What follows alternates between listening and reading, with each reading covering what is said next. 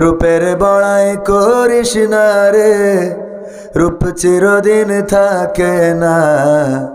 রূপের বড়াই করিস না রে, রূপ চিরদিন থাকে না। নিজের মুখটা দেখা একদিন হইবে তোমার যন্ত্রণা। নিজের মুখটা দেখা একদিন হইবে রে তোর যন্ত্রণা। রূপের বড়াই কইরো না ভাই, রূপ চিরদিন থাকে না। চেহারার বড়াই কইরো না বোন, রূপ চিরদিন থাকে না। নিজের মুখটা দেখা একদিন হইবে তোমার যন্ত্রণা।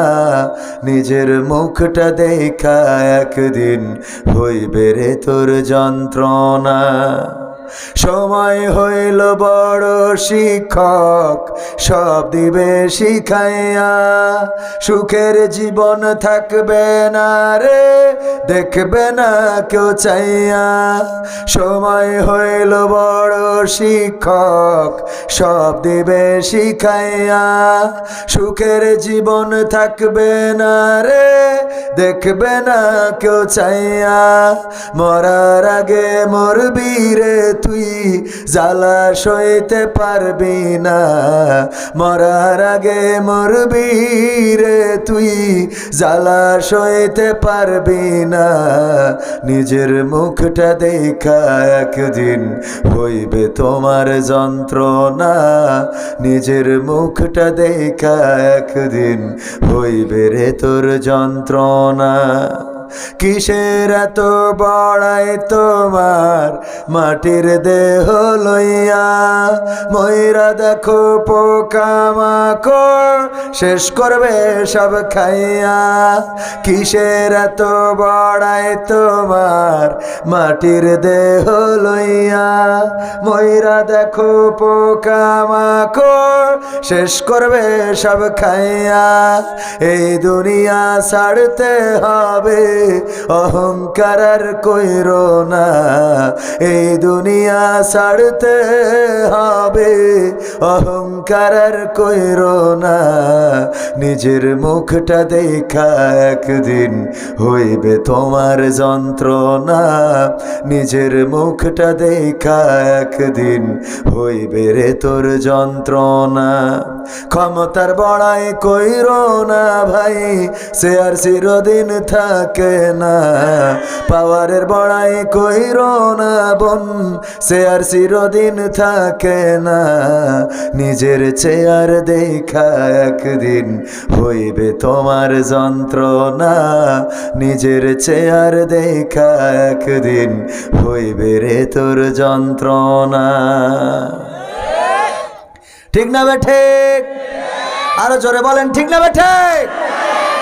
ক্ষমতার বড়াই, চেহারার বড়াই, চেহারার বড়াই, সৌন্দর্যের বড়াই, যৌবনের গরম চিরদিন থাকে না। আমার শ্রদ্ধাভাজন ওস্তাদজি দেলোয়ার হোসেন আনসারী সাহেব, উনি একদিন আমার বয়সী ছিলেন। ওনার মুখের দাড়িও একদিন কালো ছিল। উনিও আমাদের মতো ইয়াং ছিলেন। আজকে বয়সের পরিক্রমায় এই পর্যন্ত এসেছেন। আবার আমরা মৃত্যুর কথা জানি না, হতে পারে উনি বেঁচে থাকবেন, আমি থাকবো না। আবার এমন হতে পারে আমি থাকবো, উনি থাকবেন না। দুনিয়াকে কবে ছেড়ে চলে যাবে জানি না, তবে এতটুকু বলতে পারি, এই দুনিয়ায় আমরা কেউ চিরদিন থাকবো না। ঠিক না বেঠে? সুতরাং যেহেতু চলে যাওয়াই লাগবে, অনেক সময় দেখা যায় স্ত্রীর সাথে গোলমাল বেঁধে যায়, ঝগড়া বেঁধেছে। সকালবেলা খুব গোলমাল, স্ত্রীর সাথে আর কথা বলবো না, মিজাজ খারাপ করে পাবনায় চলে গেলেন। চিন্তা হলো সন্ধ্যাবেলা তো বাড়ি ফিরতে হবে। এর মধ্যে আস্তে করে মনটা নরম করে ফোন কল স্ত্রীর কাছে ধরায় না, ধরায় না। ফোন কল দেয়, কল ধরায়, কেমন আছো, দুপুরে কি খাওয়া দাওয়া হয়েছে, রান্না করেছো নাকি। আবার স্ত্রীও চিন্তা করে আমার তো ছেড়ে যাওয়ার জায়গা নাই, যেহেতু স্বামী আবার বাড়িতে ফিরবে, সুতরাং কোথায় গেল রাগ করে দেখি একটা ফোন দিই। এরম দেয় না, দেয় না?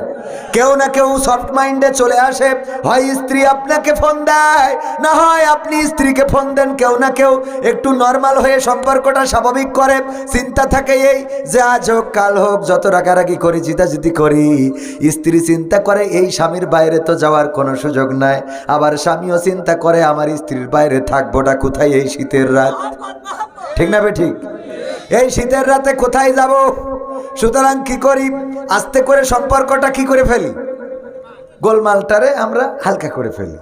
এক সময় দেখা যাচ্ছে যে কথা বলতেছে না স্ত্রী, বলেন হ্যাঁ কথা বলবা কেন, তোমার তো এখন পাওয়ার কত, মানে একটা কিছু না কিছু বলে শুরু করে, তোমার এত পাওয়ার, তোমার চেহারা একটু সুন্দর বেশি তো এই জন্য আমার দাম দিতে চাও না। মানে আসলে কি এটা ওই কথা, মূলত তারে একটু অভিমান ভাঙানো, যে আমরা স্বাভাবিক হয়ে যাই। কি হয়ে যায়?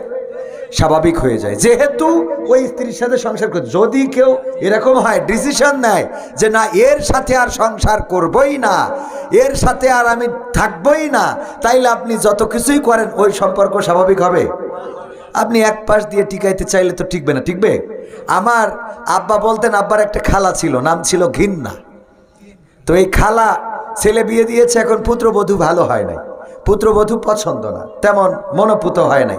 তো আমার আব্বার কাছে আসছে, আব্বা ছিল জেনারেল শিক্ষিত, তো স্কুলের প্রাইমারি স্কুলের টিচার ছিলেন উনি, ইসলামী আন্দোলনে এসে কোরআন হাদিসের কথা বলে বেড়াতেন। তো আমার সেই নানি আব্বার খালা আব্বার কাছে এসে বলতেছে, খুকা ছেলে যে বিয়ে দিছি বৌমা তো মনের মতো হয় নাই।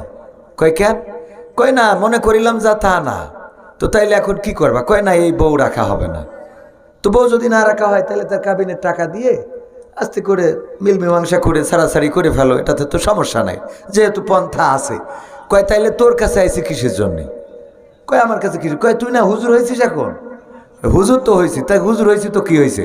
কয় শোন, তুই এমন একটা তাবিজ দিবি যে আমরা বউ রাখতে চাবো কিন্তু বউ থাকতে চাবে না।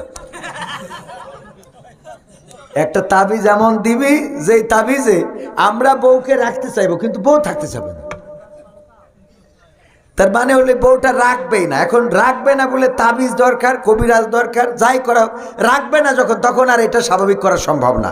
তো আমাদের দুনিয়া তো ছাড়তেই হবে, যেহেতু কবরে যাওয়াই লাগবে। কথা কি বুঝেছেন কিনা? যেহেতু যাওয়াই লাগবে, সুতরাং সেই কবরের জন্য কিছু খুরাক, আল্লাহর সাথে সম্পর্কটা আমরা একটু আস্তে করে, আল্লাহ যদি আমাদের পরে রাগও করে তাও আমরা আল্লাহর বলি, আল্লাহ তুমি রাগ করি যাবা কনে, আমাকে তো কোনো, তোমার না হয় রাগ করার এখতিয়ার আছে, আমি আর আমরা যাবো কই, আমাকে তো এক শেখ হাসিনা ছিল তাও চলে গেছে, ঠিক না ভাই? ঠিক, যা একটু ছিল তাও নাই, দেশে চলে গেল। তো এই জন্য আমরা আর যাবো কনে, আমাদের তো তুমি ছাড়া কেউ নাই। সম্পর্কটা কি করতে হবে?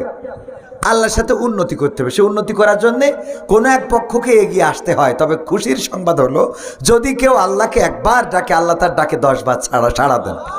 সুবহানাল্লাহ বলবেন না? কেউ যদি আল্লাহর দিকে একটা কদম বাড়িয়ে দেন, কেউ যদি একটা কদম আল্লাহর দিকে এগিয়ে দেয়, আল্লাহ তার দিকে রহমতের কুদরতের কদম 10 কদম বাড়িয়ে দেন। কেউ যদি আল্লাহকে একবার ডাকে, আল্লাহ, ওগো আল্লাহ, আল্লাহ রাব্বুল আলামিন 10 বার জবাব দিয়ে বলেন, বান্দা কি তোমার প্রয়োজন বলো, তোমার কি দরকার বলো, তোমার কি চাওয়া বলো, তোমার কি অভাব আছে বলো, তোমার কিসের অনটন বলো, তোমার কি লাগবে বলো, কি তোমার দরকার আছে বলো। আমরা আল্লাহকে ডাকতে জানি না, আল্লাহকে খুঁজলাম না, এই জন্য আল্লাহকে পাইলাম না। আল্লাহকে ডেকেছে যারা, আল্লাহকে পেয়েছে তারা, আল্লাহকে খোঁজেনি যারা, আল্লাহকে বোঝেনি তারা। ঠিক না ভাই? ঠিক। সুতরাং আমি যেটা বলতে চেয়েছি সেটা হলো, স্ত্রীর সাথে যদি সংসার করতে হয় তাহলে সম্পর্ক স্বাভাবিক করার জন্য গোলমাল বাঁধলেও আমরা কেউ না কেউ ঠিক করে নিই। আবার নারীরাও যদি সম্পর্ক স্বাভাবিক করতে চায়, টিকে যেহেতু থাকতে হবে, সুতরাং কেউ না কেউ আমরা এই সম্পর্কটাকে স্বাভাবিক করে নিই। আজকের এই রাতটা হয়ে যাক আল্লাহর সাথে সম্পর্ক স্বাভাবিক করার। রাজি আছেন? রাজি কারা কারা দেখতে চায়?